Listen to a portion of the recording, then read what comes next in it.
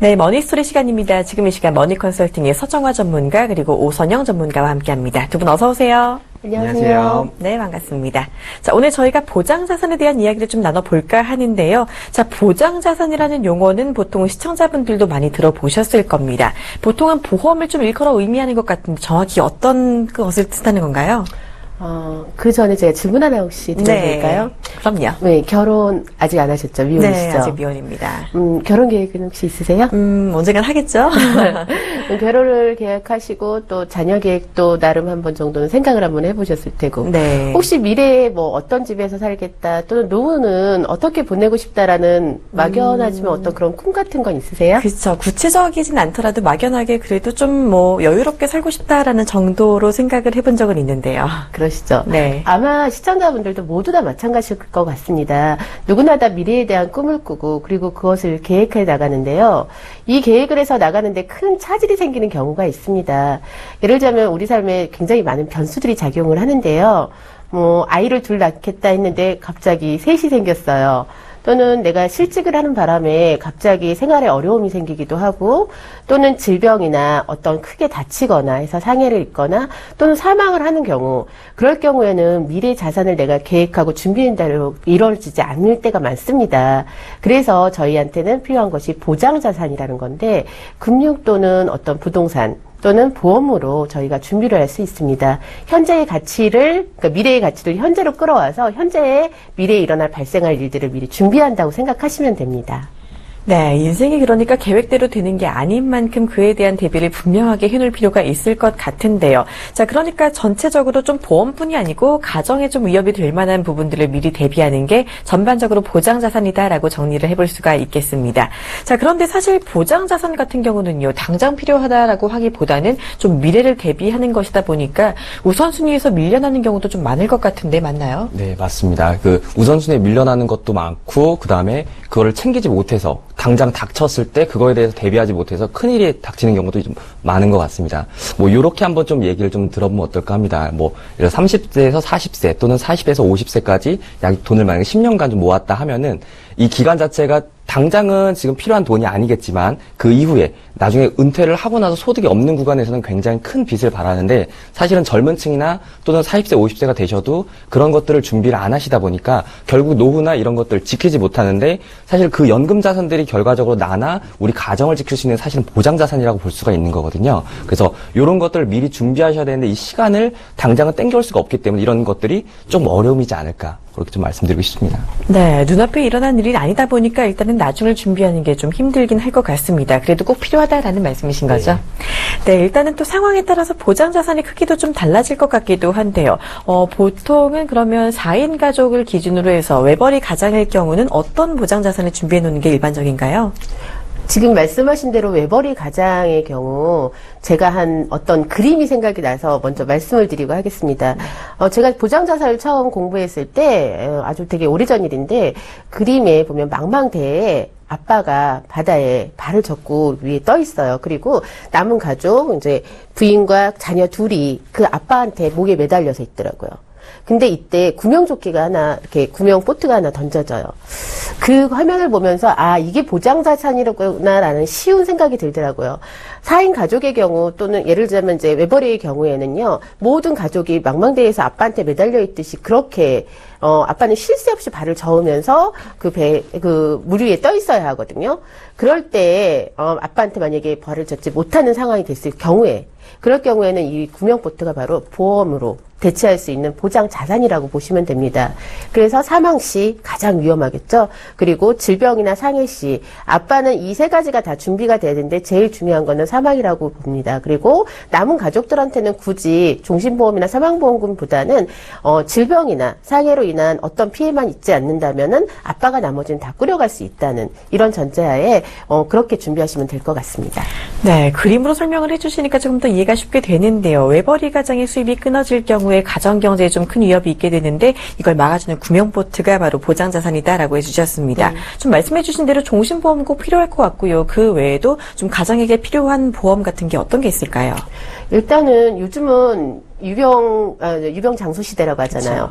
그러다 보니까 모든 사람들이 오래는 사는데 문제는 질병으로 고통받거나 또는 이제 상해도 요즘 워낙 차도 많고 교통수단도 너무 발달하다 보니까 그런 것 때문에 그런 일들이 많이 발생을 합니다. 그래서 질병과 상해를 보장할 수 있는 부분, 특히 질병에서는 3대 질병이 중요하겠죠. 여러분 다 알고 계실 거예요, 아마.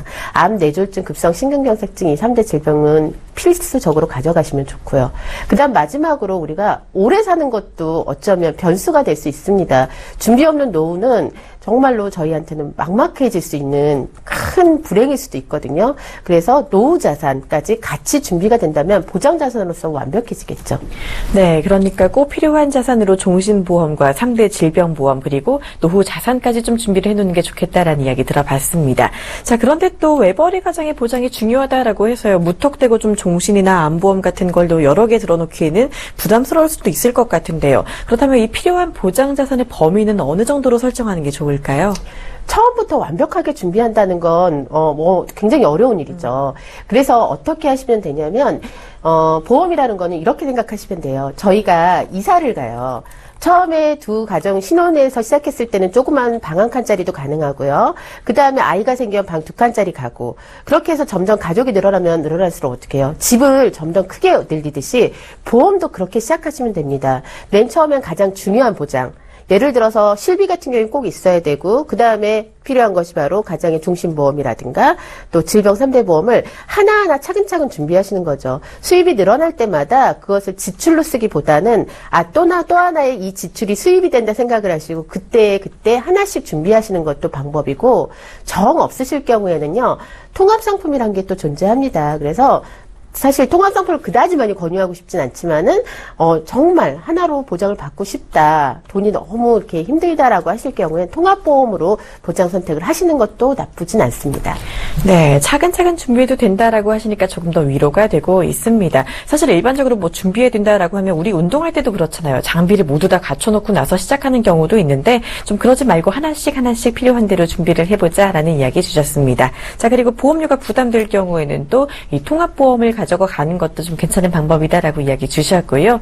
자, 그럴 경우 또 맞벌이 부부가 또 있잖아요. 아니면 또 자녀들이 취업을 해서 경제활동을 시작하는 경우도 있는데, 자, 이렇게 또 경제 의존이 분산된 경우는 어떻게 보장 자산을 준비하는 게 좋을까요? 일단은 뭐 분산 말씀대로 차근차근 준비를 하면 될 것 같고요. 일단은 부모님들께서 사실은 예전에 이제 저희보다 부모님 세대들은 자녀들의 결혼도 챙겨줘야 되고 자녀들의 집도 챙겨줘야 되고 노후도 챙겨줄 게 너무나도 많습니다. 하지만 항상 이 최근에 들어서 관심으로 많이 말씀드리는 거는 이 노후, 이 부모님의 노후는 걱정을 전혀 안 하시고 사실은 맞벌이 부부나 자녀들까지 다 챙겨주는데 경제적으로 어느 정도 의존이 좀 되어 있는, 그러니까 독립이 되어 있는 자녀들이나 맞벌이 같은 경우는 사실은 경제 의존을 분산할 필요가 없이 아예 분리를 시켜야 됩니다. 맞벌이 부부나 이 경제적으로 이제 소득이 있는 자녀들 같은 경우는 만약 부모님께서 내시던 보험이 있다면 가져와서 그거에 대해서 어차피 자기가 부담을 하면서 자기가 그 보험에 대해 알아가며 차근차근 준비를 해야 될 것이고 부모님은 그 연금으로 써야 될 그 돈을 자녀한테 할 것이 아니라 그 돈을 모아서 사실은 노후 준비를 하셔야 되는 거고 노후 준비를 30세, 40세 안 하셨을 것이 대부분이기 때문에 안 하신 분들이 많기 때문에 그 부분에 대해서 신경을 좀 많이 쓰셔야 되기 때문에 그렇게 하셔야 될 것 같습니다. 네, 그러니까 맞벌이 부부나 돈을 버는 자녀 같은 경우는 좀 스스로 개인적으로 보장 자산을 준비하는 게 좋겠다라고 해주셨고 자녀를 독립시킨 부모님 같은 경우는 이제 좀 남는 돈들을 연금이나 노후에 투자하는 게 좋겠다라는 조언까지 들어봤습니다.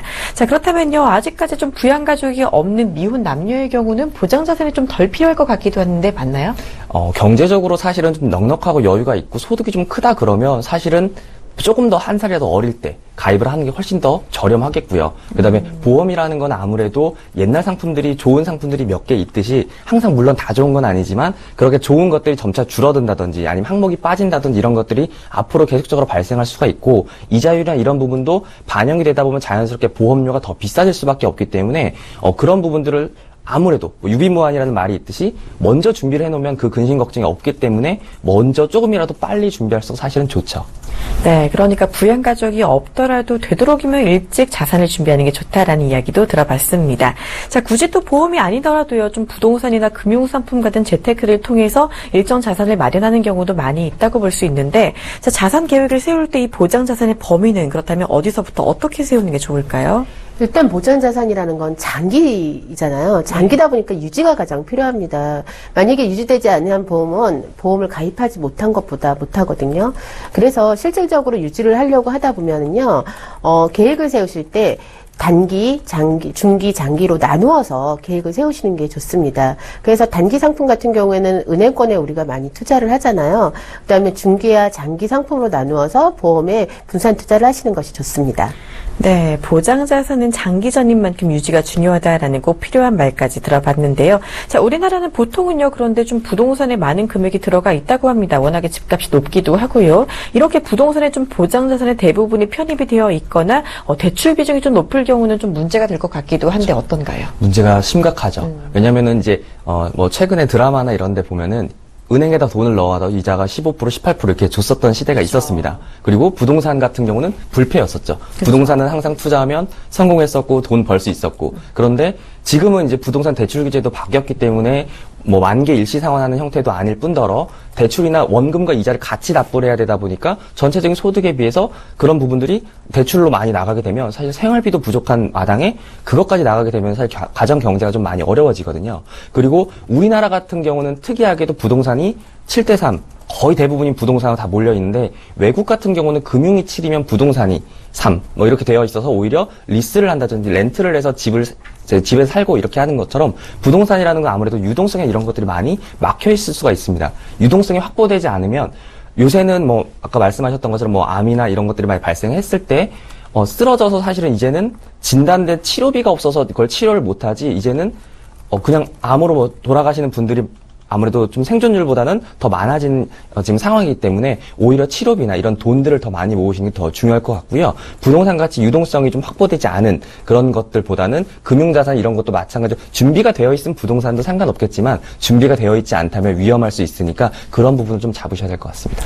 네, 일단은 부동산 같은 경우 유동성이 좀 없는 만큼 금융자산이나 보험으로 좀 준비를 해놓는 것도 중요하다라는 이야기 들어봤습니다. 자, 사실 부동산이나 보험 그리고 금융자산까지 모두 좀 보장자산이다라고 할 수가 있겠는데요. 그렇다면은 이 포트폴리오에 얼마 정도씩 좀 담아가는 게 좀 더 현명하다라고 볼 수 있을까요? 포트폴리오에 담아간다 그러면은 사실은 소득도 다 다르고 씀씀이도 다르고 이것도 다르기 때문에 사실은 이 상품이 저한테는 맞을 수 있지만 안 맞을 수도 있고 또 다른 분한테는 너무 완벽한 상품이 될 수도 있습니다. 이거는 사실은 이 상황별로 다르기 때문에 어찌 보면 이런 부분을 전문가랑 좀 상담을 하면서 내 상황을 조금 더 이제 투명하게 알려주면 그거에 대해 전문가가 이제 계획을 세우고 이렇게 플랜을 진행하다 보면 또 중간에 변경하거나 수정해야 될 부분도 분명히 존재하기 때문에 그런 것들을 계속적으로 수정해 가면서 보완해 나가면서 그렇게 나가셔야 하기 때문에 비중이라는 것을 딱 누구는 이렇게 몇 대 몇 이렇게 말씀드리기는 사실 좀 곤란한 것 같습니다. 네, 개인 상황마다 또 자산의 설계가 달라지는 만큼 전문가의 상담이 꼭 필요한 부분이다라고 말씀해 주셨네요. 자, 그러면요, 이제 보장 자산이 좀 부족하다라고 느끼시는 우리 시청자분들을 위해서 이 두 분께 자산 계획 팁 하나씩 들어보도록 하겠습니다. 먼저 오선영 전문가님. 네, 자산을 계획하실 때에는요, 일단은 내 상황에 맞는 자산을 계획하시는 게 가장 중요하다고 생각합니다. 남을 따라가기보다는 나의 상황에 적절한 것을 잘 찾으셔야 되는데요. 요즘에는 방송 매체도 많고 그다음에 인터넷에도 많은 것들이 올라오는데 거기서 그것을 따라하기보다는 그중에 나한테 가장 맞는 게 무엇인지를 먼저 찾는 게 우선이라고 생각합니다. 그리고 우리 가족력이라든가 또는 우리의 상황 또는 예를 들자면은 가족들 같은 경우에도요, 내가 부양해야 될 가족이 내 가족만 아니신 분들도 있거든요. 만에 하나 가장의 유고시에 뭐 부모님을 부양하시는 분들은 더 많은 돈이 들어갈 수도 있습니다. 그래서 제일 중요한 거는 그 돈을 버시는 분, 그러니까 즉 수입의 주체가 되시는 분이 어떤 보장을 어떻게 가져가는지가 가장 중요하고, 그다음 남은 가족들은 함께 그것을 더불어서 보장 자산을 받아가시고 이런 상품으로 하신 다음, 그 다음에 중요한 건 은퇴 자산은 꼭 뗄 수 없는 거라고 저는 보거든요. 그래서 보장 자산과 은퇴 자산이 함께 발맞추어 갈 수 있으면은 아마 거의 완벽한 보장 자산을 그래도 가져갈 수 있지 않을까 싶습니다. 네, 결국은 나 자신을 가장 잘 알아야 된다라는 게 관건이겠네요. 수입과 가족 구성원 그리고 가족력 각각 다 다른 만큼 좀 여러 가지 변수 스스로 체크를 잘 해주실 필요가 있겠고요. 보장자산 그리고 은퇴자산까지 꼭 같이 가져가자라는 팁까지 들어봤습니다. 자, 이어서 서정화 전문가님도 한 말씀 부탁드릴게요. 네. 뭐 비갱신이 좋다, 갱신이 좋다, 뭐 갱신이 나쁘다 이런 이야기 많이 하시잖아요. 사실 나이가 젊은 층 같은 경우는 갱신이 되면은 갱신이 언제까지 될지 모르기 때문에 부담이 될 수 있고 비갱신으로 하더라도 금액이 그렇게 비싸지 않기 때문에 비갱신 적합할 수가 있습니다. 근데 나이가 조금 있으신 분들 같은 경우는 만약에 비갱신 상품으로 설계를 한다면 이 상품 보험료 자체가 워낙 많은 금액을 차지하는데 노후 준비도 안 되어 있는데 이 금액을 보험료로 많이 낸다면 분명히 노후 자산이 부족할 수밖에 없는 상황이 됩니다. 그러면 차라리 그런 분들 같은 경우는 비갱신보다는 갱신으로 일정한 기간, 15년이라든지 30년이라든지 일정한 기간 동안 보장을 받겠다라는 그런 계획하에 하신다면 이분한테는 비갱신이 맞지만 저분한테는 갱신이 맞는 그런 상품이 될 수가 있기 때문에 그런 것들 상황에 맞게끔 가입하시면 좋은 팁이 될 것 같습니다. 네, 보장자산 개개인에 맞게 상황마다 맞게 바로바로 준비를 하는 게 행복한 미래를 위한 방법이다라고 말씀드릴 수가 있겠습니다. 자, 오늘 나눈 내용 화면으로 먼저 정리해 드릴게요.